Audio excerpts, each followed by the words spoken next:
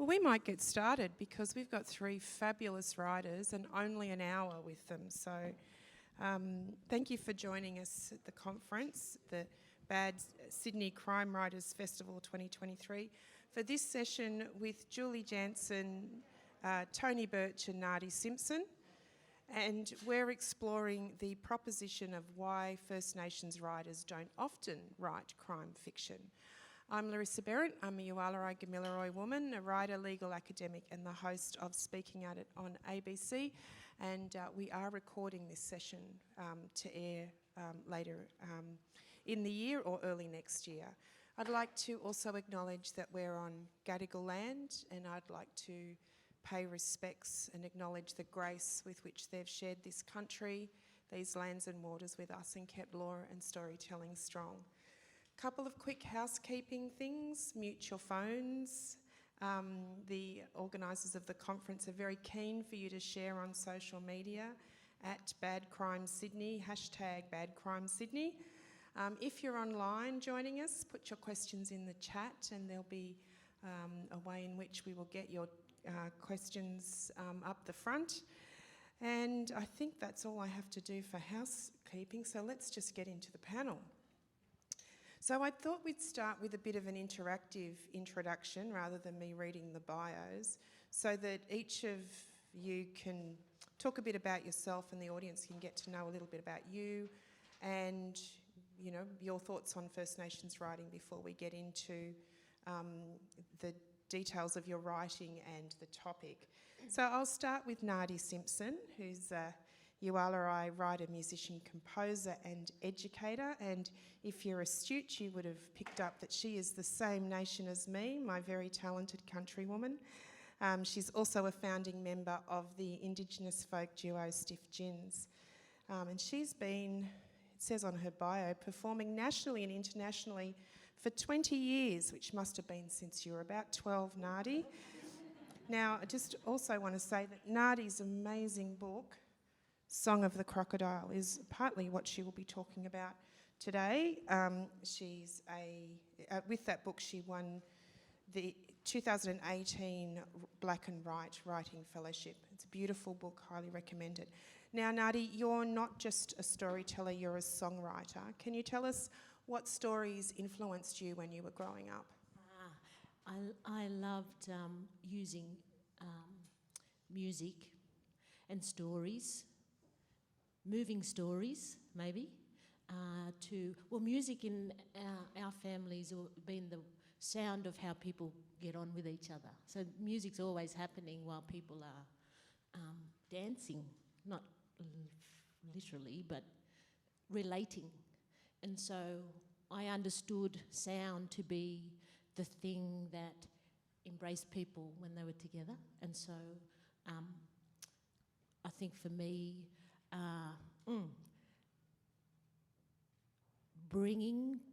learning how to be on the periphery and give something that helps people be close is probably the best way I could describe it. I wasn't very good at it when I first started, and I used to get really frustrated because, you know, a lot of musicians in my family, and they could hear anything on the radio, pick it up, play the guitar, and, you know, it was all oral, and I didn't have those skills. But I was watching and seeing the effect of that making was having on people. And as I kind of got better at playing and better at understanding that complementary role, I was able to do it better. And then the stories and the songs were about how we came together, how we felt when we were together, stories that, whatever that is, oscillated around the being that I really loved to fiddle with and play with and contribute with. How did you move from the songwriting, telling stories through music and lyrics, into writing novels? My songs are real long and real slow, boring. I thought I got to help myself here. I was interested in things that unfolded over longer periods. And watching an audience fall asleep is a good indication to try a different sort of medium. I mean, the things that I was gravitating towards didn't necessarily fit the format that I was working in, so I thought I'm going to put that away. And also, I like to feel I'm progressing or moving or learning, and I felt I had sort of stagnated musically, and I wanted to try something new.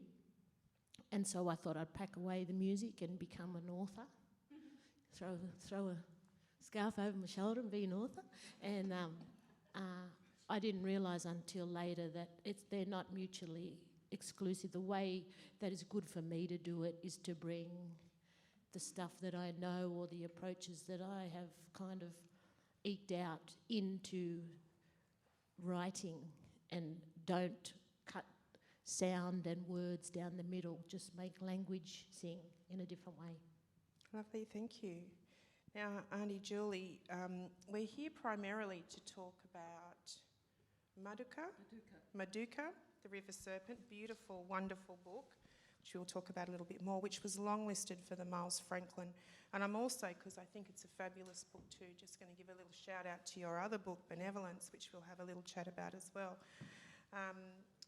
Auntie Julie's been a long-time educator, but also a Darug woman, novelist, playwright, poet. What stories influenced you when you were growing up, Auntie Julie, and how did you find your voice as a storyteller? Well, I think growing up in the 50s and 60s, we got a lot of English books. So it was things like Winnie the Pooh when I was a little girl, which is very, very English. And it really wasn't until I was more mature that I came across plays like Bobby Merritt's The Cake Man, which I saw in 1975 at Black Theatre in Redfern. I was very young, student at uni, and it blew my mind because suddenly there was an Aboriginal story being told right from the heart of an Aboriginal experience of Robert Merritt, and Justine Saunders in the role, just mesmerising. I became friends with Justine later in life, and she did quite a few workshops and ended up being in one of my plays, so it was a great privilege to know the wonderful Justine Saunders. And also then the plays of Jack Davis. When I saw those plays, once again, it was just like, especially if you saw them with a Koori audience in Sydney down at the studio at the Opera House, and all the women were cracking up and laughing and slapping their thighs, and all the white audience were just sitting there with their mouths slightly dropped open. And and that sense of humour in Uncle Jack's stories, and so it was plays that really, and I was a very strange child. My mother would take me several miles up the road to Gladesville with my brothers with a pram, and she'd fill the pram up with books because we were a really poor family living in Housing Commission near the bush in Boronia Park, and the books that I tended to go to from the age of about 12 or 13 were all the plays, and I decided I'd read all the plays from A through to Z in the adult section. I don't know why they let me take them out, but so I must have been extremely odd because, but the only plays I'd ever seen was a couple of pantomimes as a child, but that was the beginning, yeah. I don't know, odd. Kind of fabulous, I think. Now, I don't have enough arms to hold up all of Tony's other books, so today we're here to celebrate Women and Children, his extraordinary new novel. But those of you may know Tony from his large volume of work. He's a historian as well as a very accomplished writer, writing across poetry, incredible short stories. His 2022 book, Dark as Last Night, was awarded the Christina Stead Literary Prize and the Steele Rudd Literary Award. It's an extraordinary book. I highly recommend it. And it was also, of course, shortlisted for the Prime Minister's Literary Award for fiction. This is his latest novel. Tony, you've been writing as long as I've known you, which would be impolite to say how many years that is, across an extraordinary range of genres, including, of course, didn't even mention the writing you've done around not just history, but particularly your environmental writing. What stories influenced you growing up, and when did you first find your voice as a storyteller yourself? Yeah, so there's a similar story that Joy just told. So I have I think a really rich combination of what I would say were kitchen table stories And even in the latest book, not only there's a lot of stuff happening around the kitchen table, I think I wouldn't like to count how many cups of tea are in this book, but also that the kitchen table stories that I heard as a kid and continue to be involved in as an adult, I probably didn't realise at the time how profoundly they were important to me in later life and had their real sort of parables. And they might be stories, particularly in the 60s, of different Aboriginal people who'd come from rural Victoria to come to Melbourne, and friends of my dad's, particularly the Arden family and the Thorpes, they would come around and you get a story of where they had come from. So those stories are really important. Stories of women telling kitchen stories were vital, but that was mixed with, I did read from a very young age and loved books, so I had my first library card when I was about 5, and I have read voraciously for all my life, and I always have a book with me. So that mix was always really good. My own storytelling, it is, again, I think something of learnt behaviour. So, and it might sound odd, but yeah, you'd be told how to tell a fictional story to a policeman rather than a real story. How to tell a fictional story to a social worker is really important. But as you saying that I've always written, we do have to recognise how ancient I am, because I didn't publish my first book till I was 49. So most of my adult life I wasn't writing at all. I was getting into mischief. So I wrote as a kid at school and was good at it. I published some poetry in the 80s and 90s. Destiny Deacon called She's Sick of Hearing Jailbird poetry that we were producing in Melbourne. But I didn't really think seriously about writing fiction until around 2000. And I wrote a series of stories that became my first book, Shadowboxing. So it's actually about 16 years since I first published, but I have written quite productively, yes, since then. Well, I did was aware of your poetry, so I think you could say predated that. Did you say you're not aware of the poetry? No, I said I was aware. Oh, so I think that's why I don't think we of you need as to having remind a people of the poetry. longer lineage than that, and maybe all the rest of the time you weren't writing, you were just researching for the books. Nardi, your book, Song of the Crocodile, is a really powerful account of how history and culture plays out in the lives of Aboriginal people. It's a multi-generational story set in the town of Darnmore and told through the experiences of Margaret, Celie and Millie. There's racism, there's prejudice, there's segregation, but there's also love and resilience. How did you seek to weave the themes of law and law, L-A-W and L-O-R-E, through this work? Well, if I had thought that was what I was doing when I started, I wouldn't have kept going. But it's sort of, I think it unfolded within me because I'm naturally interested in those things, and I'm exposed to the intertwining and the conflict of those things in my own story and family story, and it's a constant navigation between, for me, what I understand is this beautiful structured obligation outside of self, which is how I have been introduced to blackfella law on one hand, and the kind of structured behaviour control and punishment of a whitefella system. And we all walk that every day to some extent. And when I started writing the book, I thought, this young fella, he's the one that I'm writing for, character in this book that sort of was the sandwich between those two powerful, I was going to say energies, but it's systems, and the choices and the lack of choice that that particularly young men have when faced with these things that are so much bigger than you. One which says you are within, and the other says you are a danger too. So the unfolding of that story was difficult, because you also, you know, you want to tell a story, you don't want to make a statement, or you don't want to speak on behalf of anyone, but you also want to give characters and situations space to be challenging and messy and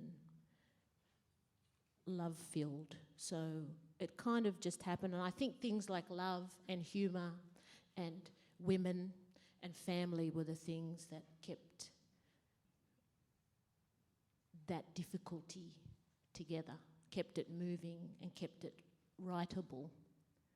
Otherwise it'd be too sad and sorry to do. A strong theme through the book is, of course, connection to country. The river is a character in and of itself in the book. And so is land justice. What's the connection for you between story and land justice? We've got a beautiful yarn about, I didn't know this until after old fellow was telling me, well, you know, everything's got a story. Everything in Ualarai is implanted with a story. That's how the physical world came about. The old grannies were told, go down and make these places, and you must put a story inside of everything. That's heaven to me. So, and the idea that you're walking, I'm stumbling around, kicking up dust and not looking and not listening, not thinking, but it's still there, is a beautiful thing to me. So I see that our homeland as a, what is it? It's like this room down here. Shelves full of things waiting for you to be quiet or fall over it, or they're all just waiting there for you and where you're at your time to connect with. And I knew that in a different way because of family and because of music. And now getting into this kind of caper, I love the fact that that I know, actually I believe, that our homeland is this great reference library, and it'll tell you what you need to know, and it'll show you what you need to think about. And that's wonderful for me, because it just means I get to go up there and spend time actually not doing nothing but just being there and reading in that way. So, what a beautiful gift, which was, placed there for us to do that. You're one of the, I feel, leading people regenerating our language. And I just wonder, as you've been learning our language, has it changed the way you see the stories or understand what's around you? Because, there's, in our language, words are used differently than they are, same with any different language, but has it changed the way you understand story? And Yeah, definitely. I think language has helped me with being okay with not knowing, or being small, or not answering, which has been really good fodder for writing. I mean, in a song you might have 3 minutes, and verse, chorus, verse, middle 8 if you're cheeky, and then a verse, and that's how you do it. And there's a set way to do those things. You can, of course, ask questions in a song, but a set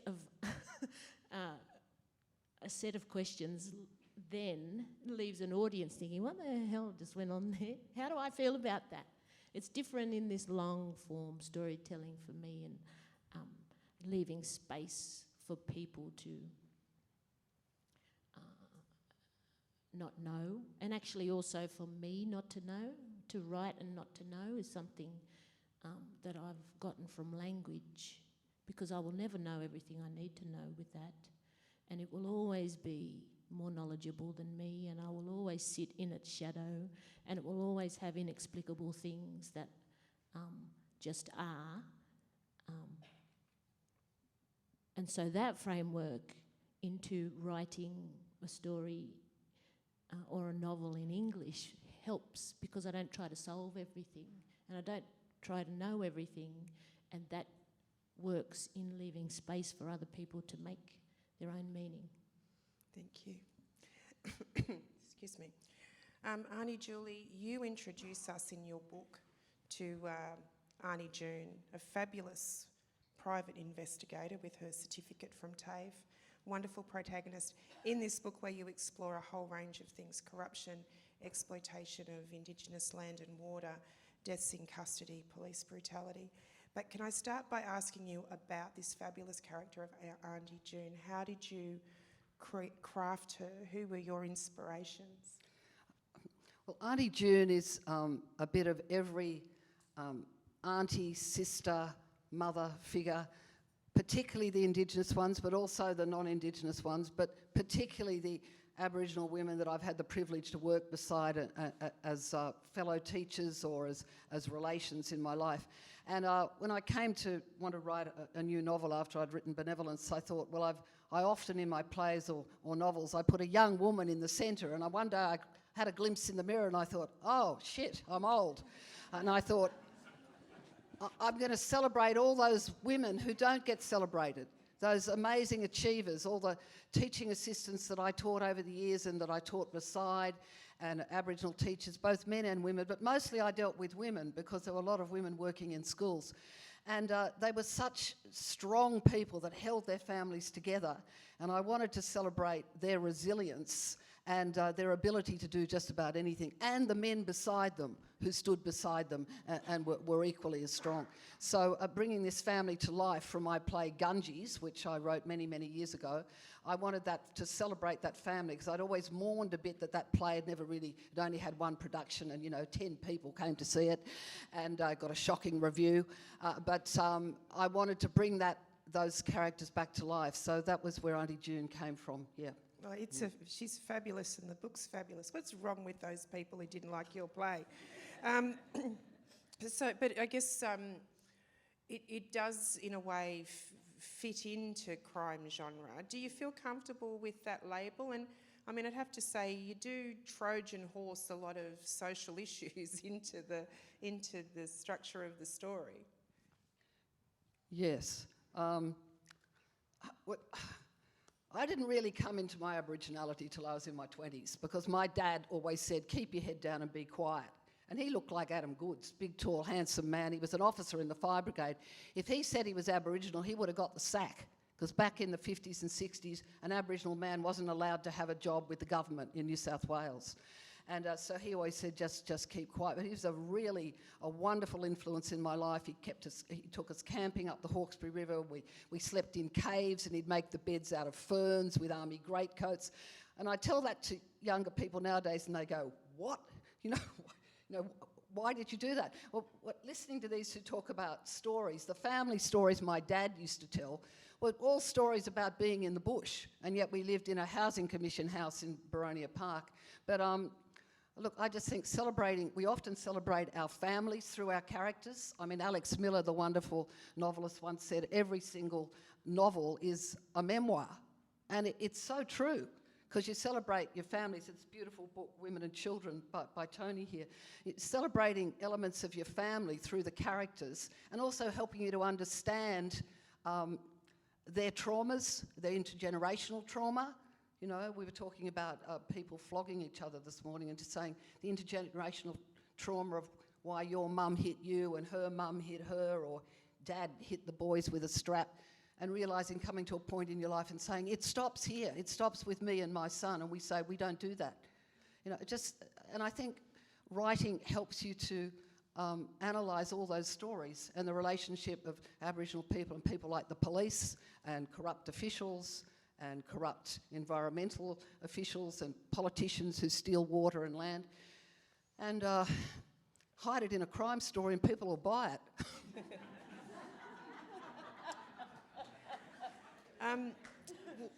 The topic for today, for our session, is why First Nations writers don't often write crime fiction. Do you have any thoughts on why that is, Auntie Julie? I thought it was Tony's turn by now. No, I'm going to ask you first, and then I'm going to ask the other two. I think every single Aboriginal author that I know, you know, there are the crimes of stolen country never go away. You know, unceded land, and the crimes of the lack of truth telling in this country, the referendum, the crime of the referendum. Just, you know, these are heavy, heavy things for people to bear, and look, I don't know. Maybe if more Aboriginal writers wrote crime, people would make a bit more money. I don't know. I really want the answer from other people. Well then, it's a very familiar genre for me now that I've got the wind of it. Auntie June's going to have a lot of adventures. She's going to take on fracking in the Northern Territory next. We're all very excited about that, but let me ask if, Tony, you have some thoughts on why... Look at this face. Do you have... why First Nations writers don't sort of slip into writing genre like this? Look, I think... So my 4 novels, they would all have strong elements of crime in them. Yep. I actually think my first novel, Blood, is crime genre. I actually do. And this novel, of course, it's not in the genre necessarily, but, you know, crime is at the centre of this novel. And if you're talking about, you know, domestic violence, it is a crime. So I think, though, for me, if I take on a writer's hat, I think there's a respect you've got to pay to the genre. So I think that crime writing as a genre is a genre that I really love as a reader, and you can't just pick it up and do it. And I think people mightn't think that's the reason, but you know, I think some people get a misapprehension. Crime genre, it's easy to do. It's a craft like any other form of writing. So I think that if I'm anything more of a literary writer, and that's suspect at least, is that it's just not a case for, oh, okay, I'll do a crime novel now. Joy just said she's picked up the tone and the craft, I think. You've got to learn that, you've got to develop that. So I think we've got to be respectful to crime genre, I think.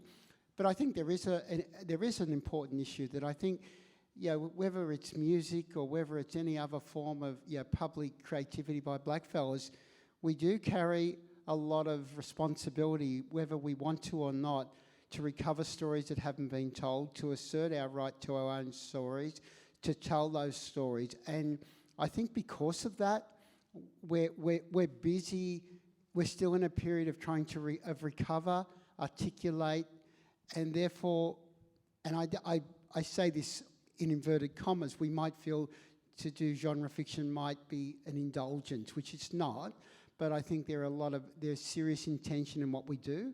So I remember when I was a young historian, Auntie Eleanor Harding was one of my great mentors, who was from Darnley Island but lived most of her life in Melbourne. I gave my first academic paper taking on a group of right-wing populist anthropologists, and she said to me after that, she came along, so you can do this stuff, you're good at this. So she was saying, you're going to be an academic and you're going to take on all these white fellas, that's your job now, which I did for quite a long time. So I think that, you know, you feel I do need to be responsible to and represent my community. So I think that you end up doing probably stuff at the more serious end, I think, and that can be unfair. I would hope that the younger mob coming through, I just want them to be creative and do whatever they want to do. So not have to do the heavy lifting. If they want to go off and do their own stuff, they should be able to do it with our support. I want to come back to the crime elements that run through your body of work in a minute, but Nardi, did you want to add anything to this? I mean, the sort of weight or release of justice may not exist in our lived experience the way it does for other people. And also, you know, I wanted to write a story about people living on the ground, living difficult lives, and I found that all these other kind of ghosts and spirits and stars and other beautifulness came in as a release from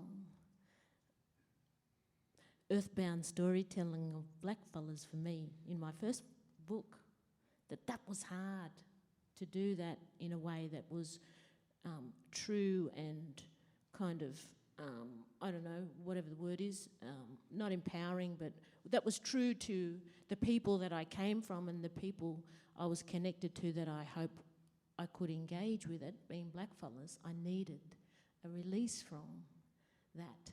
So it's hard work to write the truth of being black in Australia, even in fiction.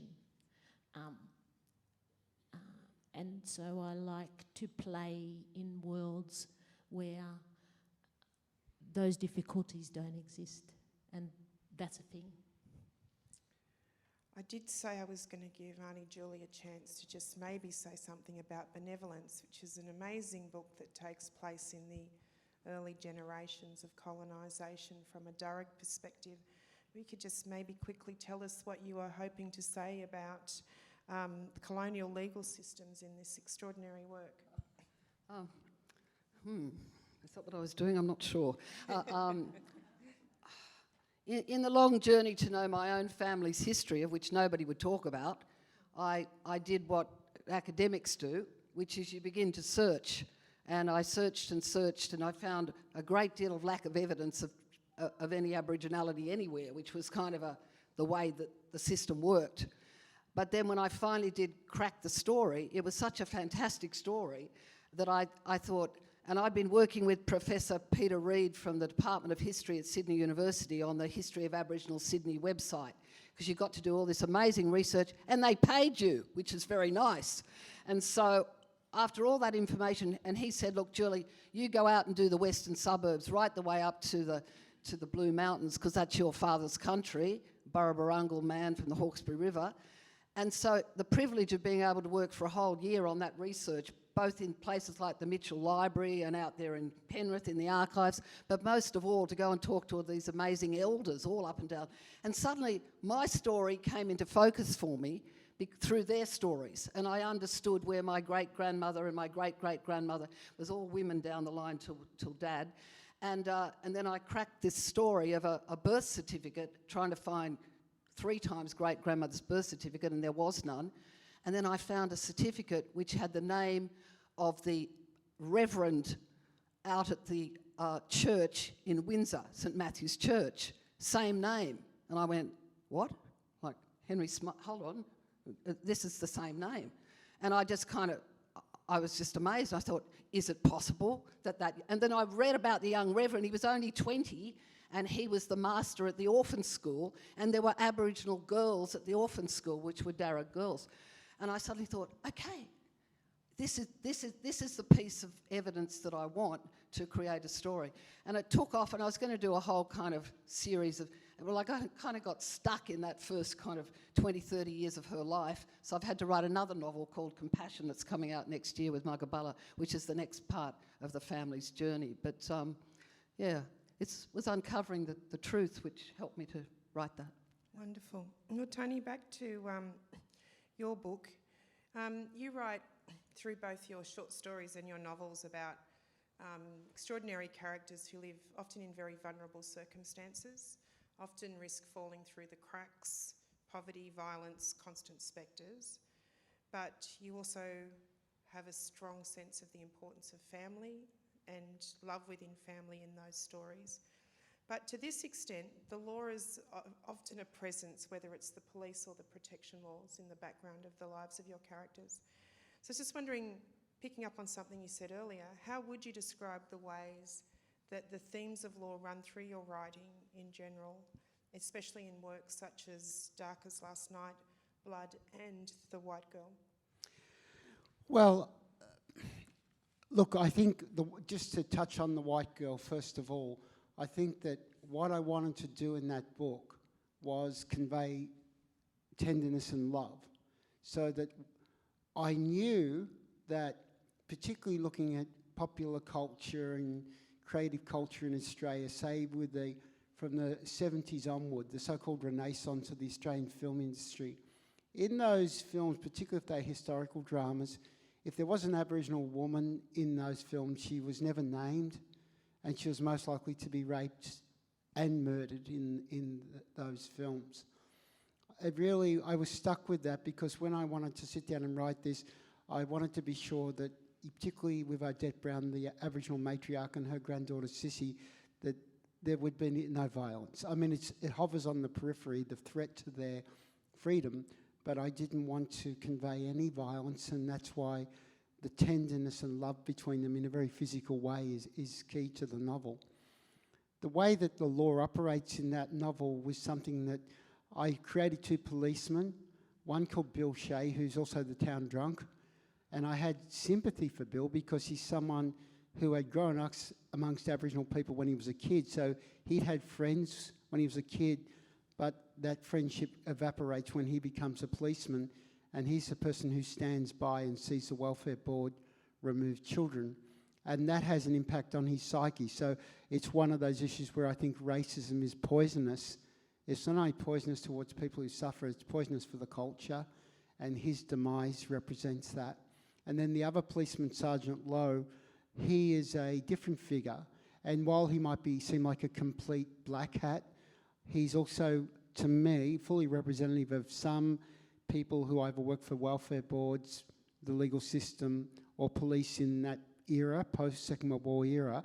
And I know this from hearing stories, but also from doing a lot of research on Aboriginal women's writing, that there were men, and it's not surprising, they're still out there were men who knew the suffering that Aboriginal women and families were going through.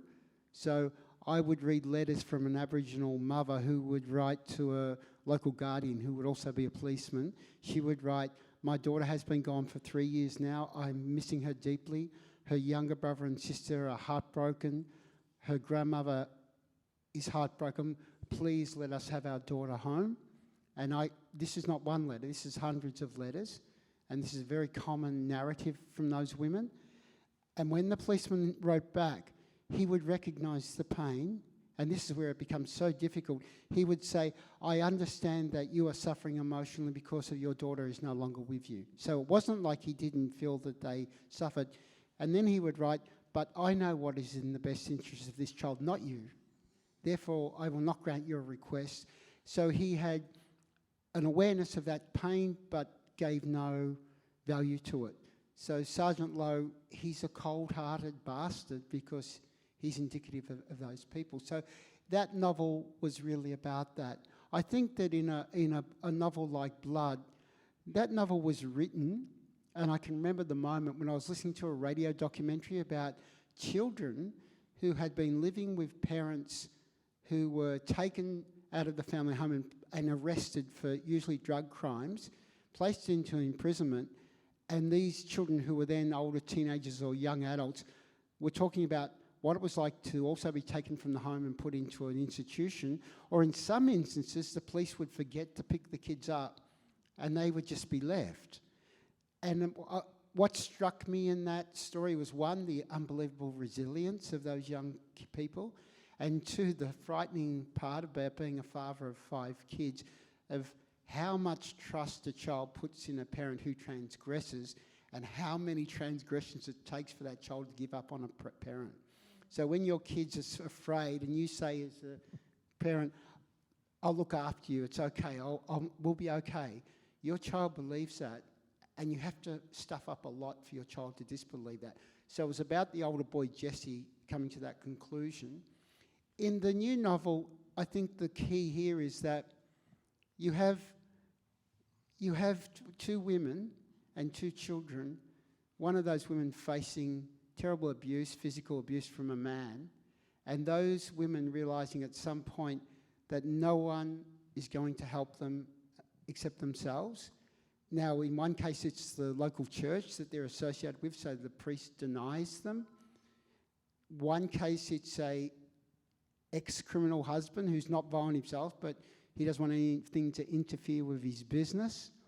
And then one is a beautiful man, a grandfather, Char, who, while he is a very beautiful character and is not violent in any way, his inability to act with violent retribution means that he's made redundant. So in other words, because the only outcome left to these women is summary justice, the grandfather is incapable of delivering it because he's too soft.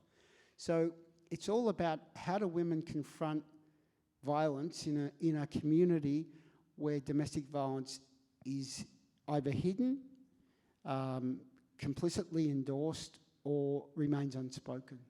In fact, one of the things I think you explore very powerfully in the book is the fact that it is something that is, it's kind of a rule of the community that they don't talk about it. If you see bruises, you don't talk about it.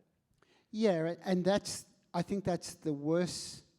I mean, there is a crossover here. It's like people in country Australia saying they didn't realise Aboriginal children were being taken from their community, whereas in fact you can see in photos splashed in local newspapers over the years, and you think, how did you miss that?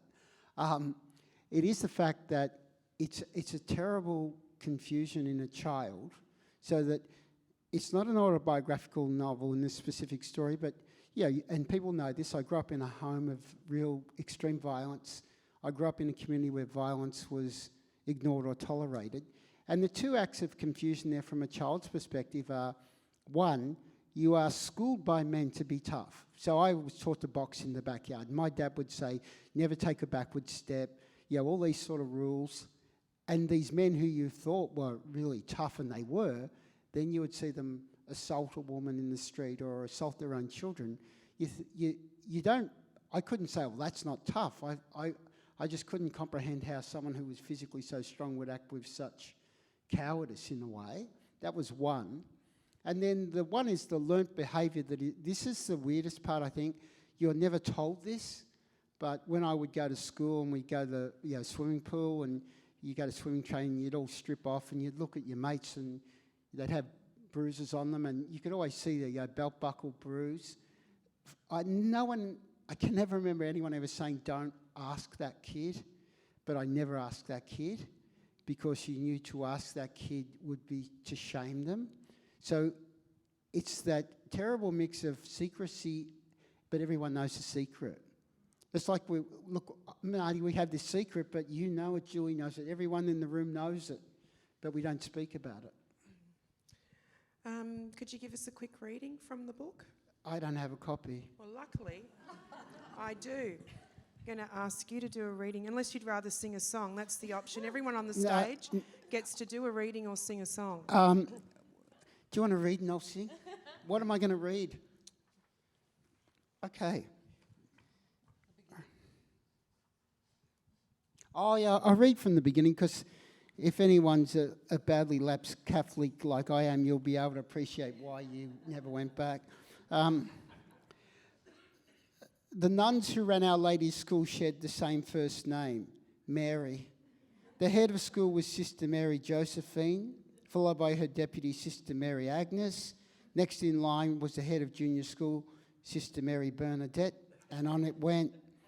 At the commencement of each school year, the nuns paraded into the school hall, each wearing a starch white habit with a set of black rosary beads and a silver crucifix drawn around the waist.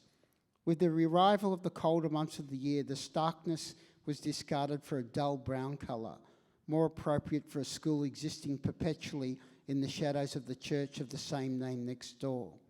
The church and school had been built in the late 19th century, indestructibly from slabs of bluestone rock. Our Lady's Church sat in the middle of an inner city suburb with a reputation for hard men and their crimes, from robbery and menace on the street to family violence behind closed doors. It was also a suburb of sectarian boundaries, with the Catholic community, and no doubt they lived under siege by Protestant leaders who dominated local government and business. Police were more likely to be Catholic, which produced mutually beneficial relationships between local crime bosses and the constabulary. Religious dedication was largely an affair of women and children. Most men never bothered with a conversation with God, leaving it to their families to attend Mass and pray on their behalf for their numerous sins, at least until men aged and became more concerned about the afterlife awaiting them. It was only then that they attempted a peaceful exchange with God. The doors to the church had been shaped from lengths of heavy timber and were secured with brass hinges and locks. The building resembled a jail more than a house of worship, accurate to the point that the state's prison north of the city had been built from similar bluestone tablets. The stained glass windows in the church were long and narrow and let little light into the building. The school itself looked as foreboding and drove fear into the hearts of children before they'd entered the schoolyard. Each classroom had a raised platform and a blackboard at the front of the room where the collective Sister Marys paced in military fashion, keeping a watchful eye on their pupils, ready to pounce on any student. To the right of each blackboard sat an identical framed image of Jesus Christ. His hands were placed to an open heart and were cuffed in a wreath of bloody thorns. The image ensured that each generation of Our Lady's students were left in no doubt that Christ had not only suffered for their sins at the time of his death, but that he continued to bleed for them. In receiving the story of Christ's pain, children were taught that they owed a duty to God and his Son. If they were to enjoy the glory of ascending to heaven and avoiding the suffering of Christ, their single duty was to cleanse their bodies, both physically and spiritually, of sin. Consequently, heaven was rarely spoken of by the nuns, whereas hell was an ever-present fear.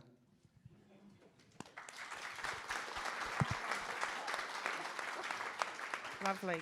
Auntie Julie, give us a little reading, or are you going to sing a song? I'll leave that to Nardi.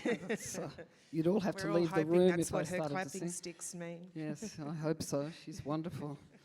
Anyway, I love both these writers' work. They're both extraordinary. Both of them I laugh and cry. Cry more than laugh, I must admit, when I'm reading.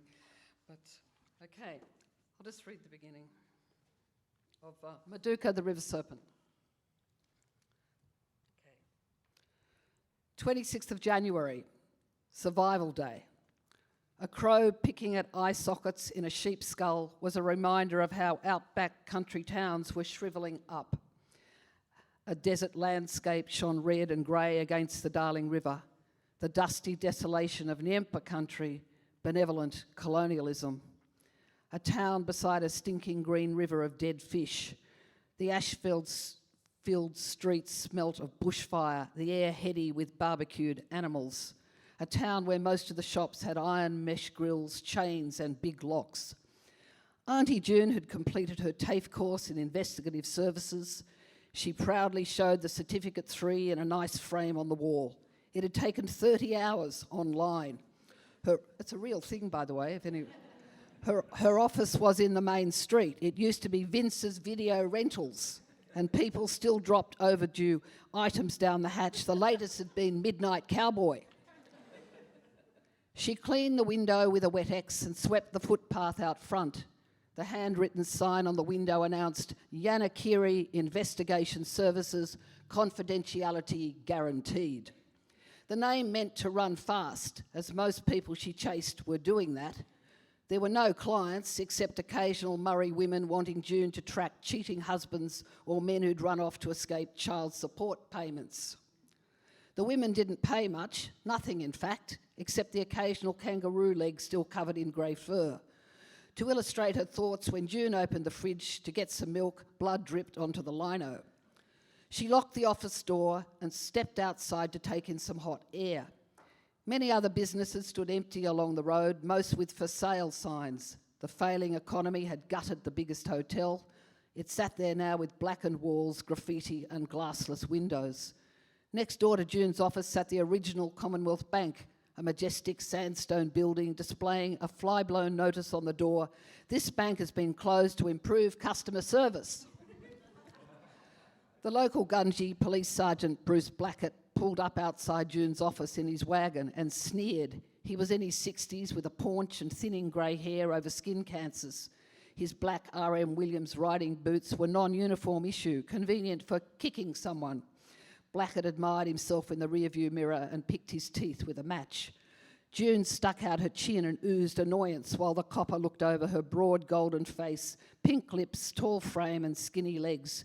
She knew she was a healthy-looking 50-year-old beauty with white teeth, a freshwater Gamma-ray Aboriginal woman born of the clay plains, dust and kangaroos. Blackett pointed at the sign and hooted. He hung his arm out the window and slapped the driver's door. He sounded very amused. Investigated any major crimes lately? like a murder or a diamond heist, or just some Murray kid pinching a packet of Arnott's custard creams, said Blackett. Cert 3 at Investigative Services. Jesus wept. June held up a middle finger and he drove off laughing. Yay. Wonderful. Nardi Simpson.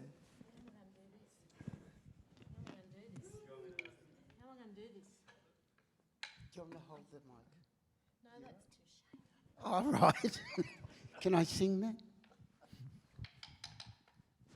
Do I need that? No. It's better without. Okay. Song is called Gorgo, and in our language, Gorgo is the name that you replace or you bring in when someone's passed away in the old days. Call them Poro Gorgo. And Gorgo in this song is a young fella from our community who was chased by police in Redfern, came off a bike onto a fence, passed away. And Dad went to the funeral in Mulgate the same day that I went to the march down in Redfern. And I asked him afterwards, how did it go? He said, the strangest thing happened. It hadn't rained for a long time, drought. And the night before the funeral, it pelted down. And all through the night until the funeral started, and then the rain stopped. And I said, Dad, the opposite happened in Sydney. We met down the block, we went past the fence, we went to the police station back around the block and had a feed and a yarn. Everyone went home and it just pissed down a long time, for the first time in a long time in both those places. And I think about Gorgo, you know, and I think about the life and the love and the beauty and the richness that he had that we don't know of. That's not our right, but not our right to know, but he had. And seeing this to that goodness, as well as to hold the no good as well. So I hopped on a train together with those who were feeling the same. Procession began, led by his countrymen. We walked on hand in hand while they laid that broken body in his own land. Seems we never get together these days, but to mourn the souls of those who pass away. And only hours before there was more than bricks and glass lying broken on the floor. Another war on TV. This one happening around the corner from me. Another boy, another bike, and another week of those headlines. And the drought he broke that day, here and miles away, soaking in under skin. And the flooding from the skies in those last goodbyes reminded us of life again. Left with this burden to bear, and endless years of wrongs to repair. His name will now be called no more, and in its place go. A new name born as another dies, a sorry change in a sorry time. And the drought he broke that day, here and miles away, soaking in under skin. And the flooding from the skies in those last goodbyes reminded us of life again. A smile left with his face so young, a crime so few the days to share, to celebrate.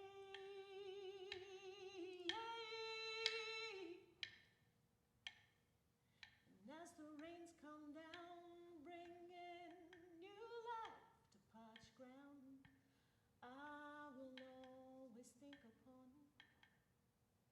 mother and her only son. I do thank that young man who brought the reins of life again and again and again and again. And the drought he broke that day, here and miles away, soaking in under skin. And the flooding from the skies in Alaska valleys reminded us of new life, renewing life, renewing life, renewing life, renewing life again. So I hopped on a train.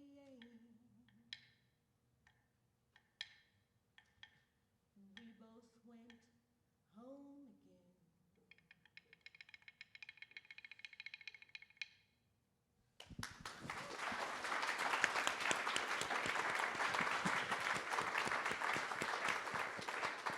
Now, could I ask Jude, do we have time for a question or two? Yep, good. I mean, I'm sure nobody would have minded after hearing such lovely readings and a beautiful song, but are there questions for Auntie Julie, Tony or Nardi? Too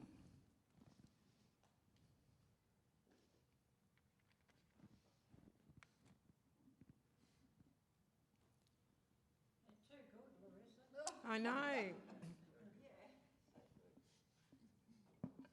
We'll have to make Nardi sing another song. All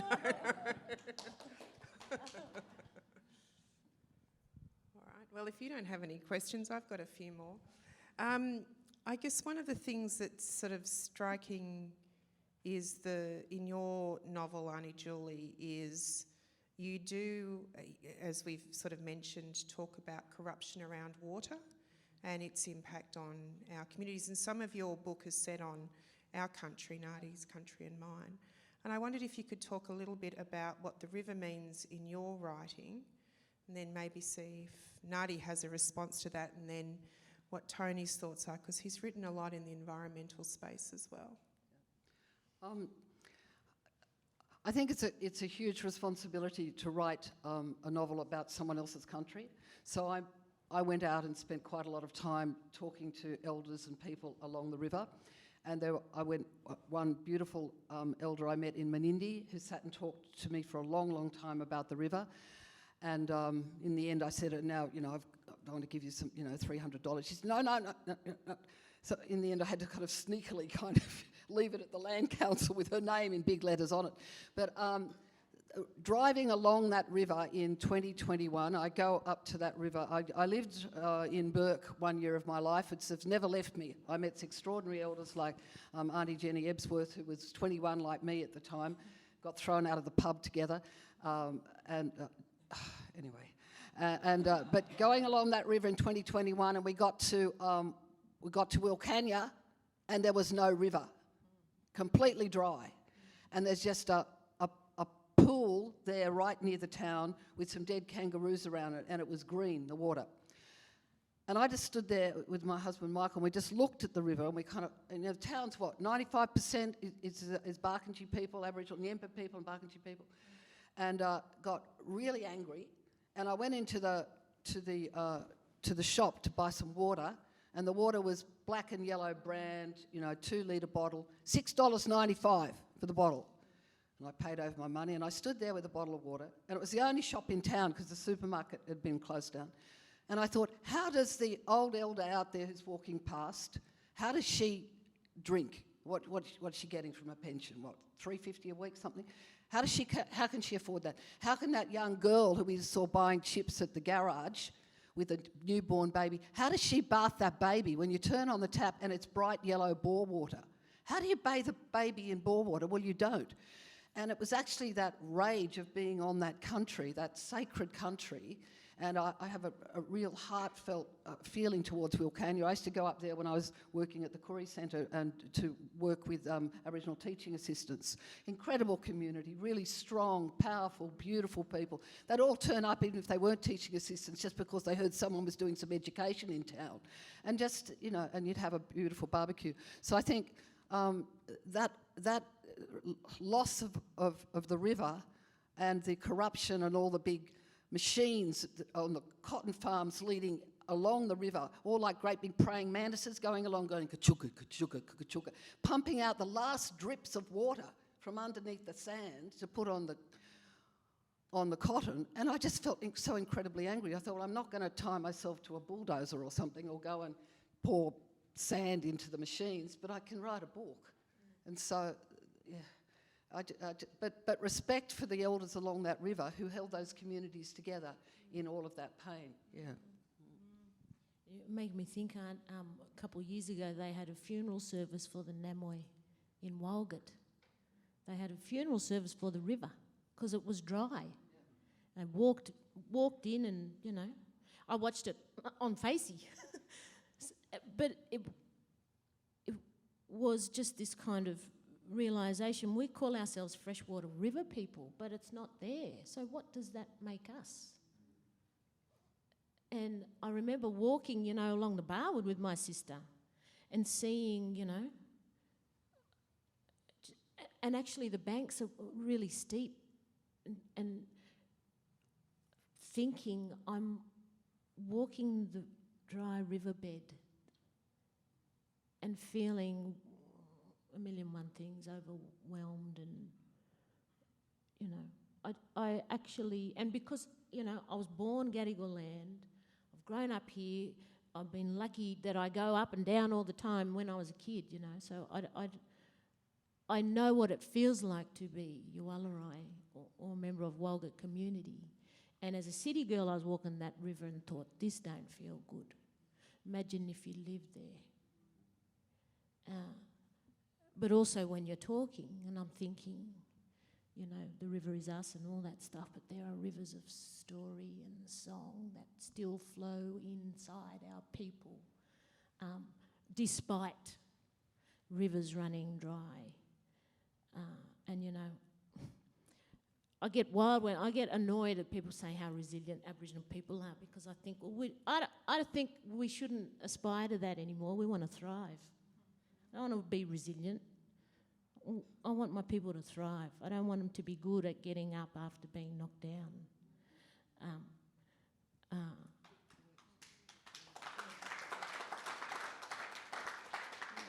But the river, so the way that I can see that it happens in times like that is that story and connection and humour and the things that get you through that shitty stuff still flow and are still shared. So,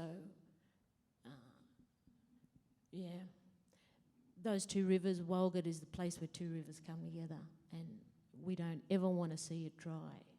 But I know that our families are also the river and keep a flow of life and joy and story. Otherwise, how would I be here?